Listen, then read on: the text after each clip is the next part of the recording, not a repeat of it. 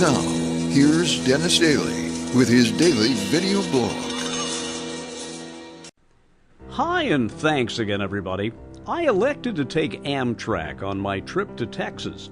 The idea was to cross from California into Texas to visit 3 or 4 cities by using Amtrak's southern route from Palm Springs, taking the train across parts of 2 nights and 1 day to get to near the Texas Gulf Coast.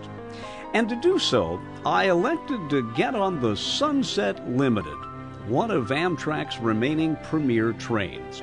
But instead of getting into the isolated Palm Springs station at 12:30 midnight, we left at about 4. I got only about an hour's sleep before the sun awakened me. I got out my GPS and wondered how fast we were going. 9 miles an hour. The reason was, ahead of us they were doing maintenance. The track had broken, so we were creeping along to get past the repair site. Finally, the train started moving at a better clip. As a matter of fact, it was doing about 80.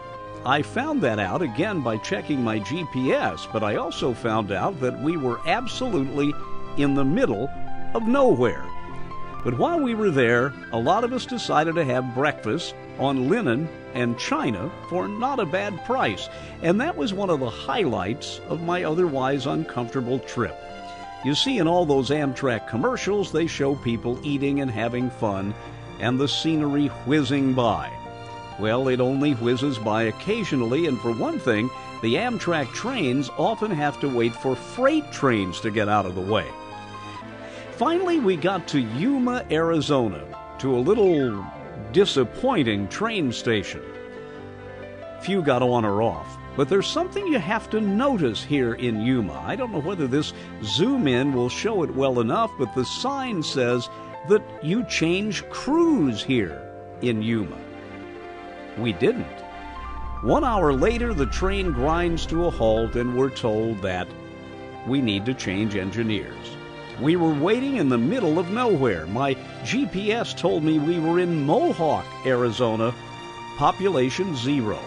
An hour later, a car arrived on a little tiny road, a new engineer, and we were on our way. We're going again, and this time the train was back up to about 80, but on this southern route, there's really not much to look at. Finally, though, we could see civilization in the distance, and the rural scene changed to a city scene, and eventually we got to Tucson. A lot of people got out and smoked. They brought the smoke back in with them. The train started moving again, and as I mentioned, I was on there 2 nights, and finally by nightfall, it was another long, slow ride across the American Southwest. You see, if I had known I was spending 2 nights in a day, I would have paid the money for a sleeper. My back was a wreck by the time I got to San Antonio, and that's where I got off.